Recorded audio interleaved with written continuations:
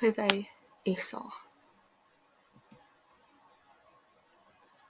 Je suis réveillée, mais j'hésite à ouvrir les yeux. J'ai entendu le docteur entrer dans ma chambre 3 fois déjà ce matin. J'ai des milliers et des milliers de questions. Qu'est-ce qui est arrivé? Où suis-je? Quelle heure est-il? Je finis par ouvrir mes yeux pour voir qu'il est 8 heures du matin.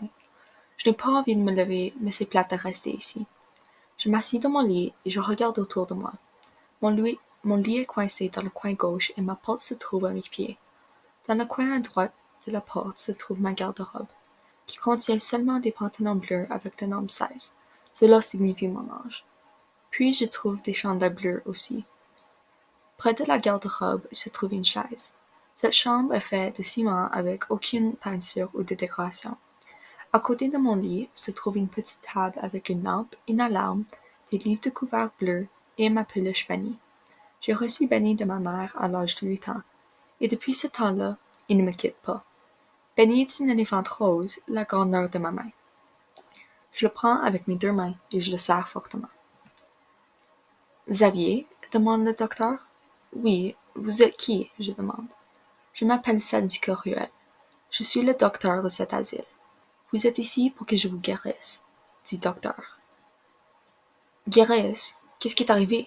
Vous avez eu un épisode chez votre père. Vous pleurez et criez sans arrêt au sujet d'un homme mince ou quelque chose?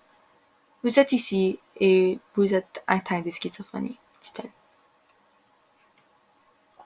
Dr. Ruel m'apporte à la cafétéria. Il s'agit d'une vieille salle d'enseignement avec le mot classroom sur la porte. Il avait une vieille table de billard, une télé, une table de ping-pong et une cabinet de nourriture. Je trouve 5 patients ici. Ils me regardent avec des expressions intéressantes. Dr. Ruel sort du cabinet avec un sac de craquelins. Ton père m'a informé de ta nourriture préférée, dit-elle. Je prends le sac et je m'installe dans le coin à côté de la porte, alors que je peux voir la télé. Une grande fille avec de longs cheveux blonds m'approche.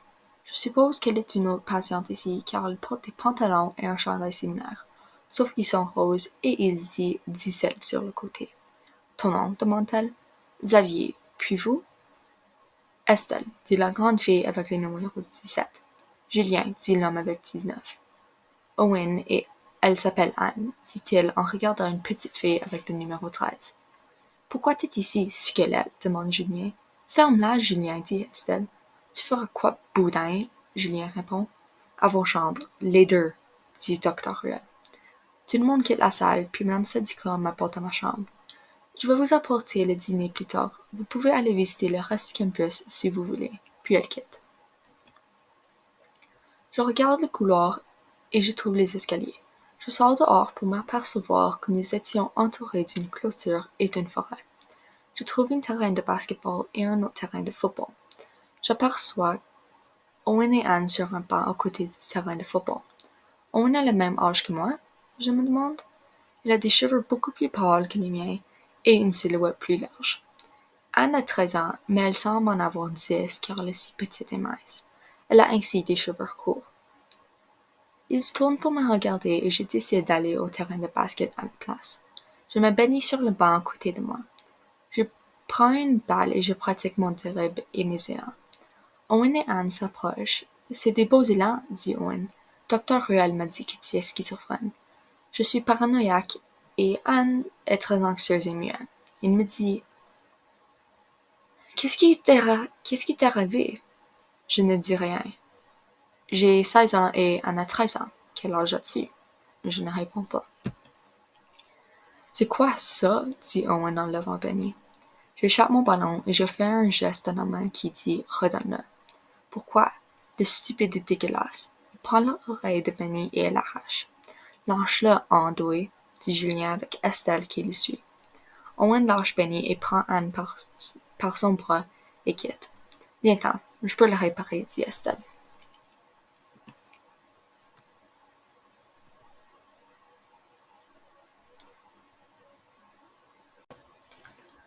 Environ 2 mois ont passé. Je suis devenue amie avec Estelle et Julien. Je joue au basketball et au football avec Julien et Estelle passe le temps à dessiner. J'ai même parlé avec Julien au sujet de mon crush sur Estelle. Puis, Owen et Anne me chassent dans les couloirs et m'achalent tout le temps. Depuis mon arrivée ici, je trouve que j'ai des hallucinations beaucoup plus souvent. Je trouve que je vois un grand homme avec qui est mince et disfiguré. Ainsi, je me réveille des cauchemars beaucoup trop souvent. Le 3e matin du 3e mois, je me réveille par un cauchemar et j'entends le cri d'Estelle. J'enlève mon tube intraveineuse et je titube jusqu'à ce que je trouve sa chambre. Julien arrive au même moment. Qu'est-ce qu'il arrive? Je demande. Je ne sais pas. J'enlève son tube intraveineuse et elle arrête. Elle prend des grandes respirations, mais elle ne peut pas arrêter de pleurer. Je la caresse et Julien assied à ses pieds. Il est seulement 3 heures du matin, alors docteur Ruel n'est pas réveillé, mais on peut aller trouver des médicaments dans l'infirmerie. On se trouve dans l'infirmerie, ainsi. J'ai dû porter Estelle dans mes bras.